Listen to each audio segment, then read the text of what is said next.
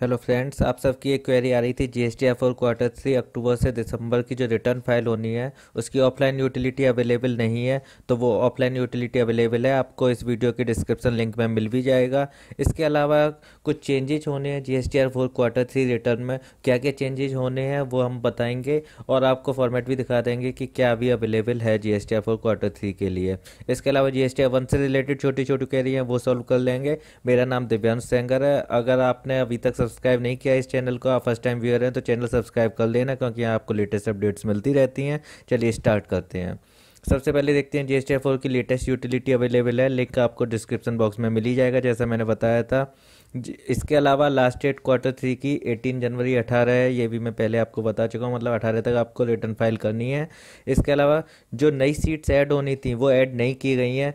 जो नोटिफिकेशन भी आ रहा है पोर्टल पर उसमें क्लियर किया गया है, कहना ये अभी अमेंडमेंट्स नहीं हो सकते। जो Excel sheet offline utility provide की गई है उसमें फैसिलिटी जल्दी ही दी जाएगी, लेकिन अब जल्दी इनकी कब आती है वो कह नहीं सकते क्योंकि 18th बहुत पास है, केवल 5-6 दिन रह गए हैं और अभी तक ये अवेलेबल नहीं की गई है। हो सकता है कि ये फैसिलिटी आपको ऑनलाइन अवेलेबल कराई जाए, लेकिन अभी तक इसके बारे में मैं कुछ कह नहीं सकता क्योंकि कंफर्म नहीं है। बस इतना कंफर्म है कि जो नया फॉर्मेट दिया है उसमें भी इन्होंने अमेंडमेंट वाली सीट्स नहीं ऐड की गई हैं।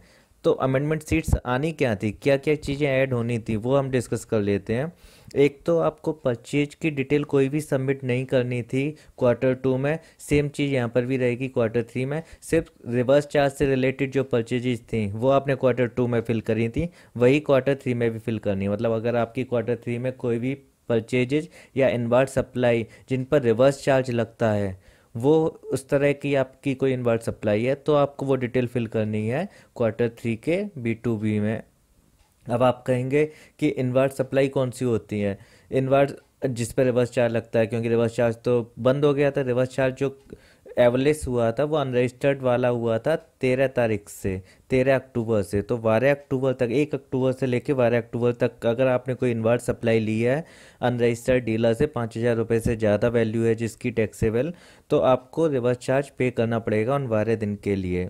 इसके अलावा सेक्शन 9(3) में जो आपने सप्लाई ली है, सेक्शन 9(3) के अंडर में जो सप्लाई जाती हैं जैसे एडवोकेट सर्विस हो गई, स्पॉन्सरशिप सर्विस हो गई, डायरेक्टर सर्विस हो गई, तो उसके बेसिस पे तो आपको रिवर्स चार्ज पे करना ही है। वो अभी तक सस्पेंड नहीं हुआ है, तो सेक्शन 9(3) वाले रिवर्स चार्ज अभी तक एप्लीकेबल है। एंड सेक्शन 9(4) का जो रिवर्स चार्ज था वो 1 से लेकर 12 अक्टूबर तक की आपको डिटेल फिल करनी होगी, उस पर रिवर्स चार्ज में टैक्स पे करना होगा। इसके बाद बात करते हैं सीट 5A एक ऐड होगी, अभी ऐड नहीं हुई है लेकिन ये कैसे ऐड होगी वो देखते हैं, अभी तक नहीं आई है। तो सीट 5A अगर जब आएगी तो उसमें क्या चेंजेस करने होंगे। अगर आपने reverse charge inward supply quarter 2 में कोई गलती की है तो उसकी अमेंडमेंट कर सकते हैं क्वार्टर 3 में सीट 5A के थ्रू। ऐसे ही सीट 5C आपके पास आएगी, तो सीट 5C में आप क्या चेंजेस कर सकते हैं। अगर आपने डेबिट नोट क्रेडिट नोट में कोई गलत डाल दिया था, कोई गलत डिटेल सबमिट की थी क्वार्टर 2 में, तो उसके चेंजेस कर सकते हैं क्वार्टर 3 की सीट 5C में। ऐसे ही सीट 7 एक नई सीट आएगी। इसमें क्या है, अगर आपने टर्नओवर या सेल गलत डाली थी क्वार्टर 2 में, गलत वैल्यू आपसे फीड हो गई या फिर आपने गलत टैक्स रेट सेलेक्ट कर लिया था, तो फिर वो आपको सीट 7 के थ्रू अमेंडमेंट कर सकते हैं, मॉडिफिकेशन कर सकते हैं। इसके अलावा एक सीट 8 सेकंड भी ऐड होगी। तो 8 सेकंड किस लिए ऐड होगी, जो सीट 8(1) थी क्वार्टर 2 की, मतलब जो एडवांसेस पर रिवर्स चार्ज पे करना था उसकी सीट्स थी 8(1) में, उसमें अगर आपने कोई गलती की है तो वो अमेंडमेंट आप कर सकते हैं सीट 8 सेकंड में। तो ये 4 सीट एक्स्ट्रा आएंगी, अभी नहीं आई है नए फॉर्मेट में, लेकिन आ जाएंगी या फिर ऑनलाइन ये ऑप्शन दे सकते हैं। तो ये डिटेल आपको तैयार रखनी चाहिए अगर इस तरह की कोई डिटेल है, जिससे आप तुरंत चेंज कर सकें क्वार्टर 3 में, क्योंकि टाइम अब बहुत कम रह गया है। तो बेटर है कि डिटेल्स पहले से ही प्रिपेयर कर लें। जीएसटी और कैसे रिटर्न फाइल करेंगे वो आपको लिंक डिस्क्रिप्शन बॉक्स में मिल जाएगा। मैंने ऑफलाइन यूटिलिटी की पूरी प्रोसीजर लाइव डेमो बनाया हुआ है कि किस तरह से आप रिटर्न फाइल कर सकते हैं और क्या क्या डिटेल्स फिल करनी होती हैं।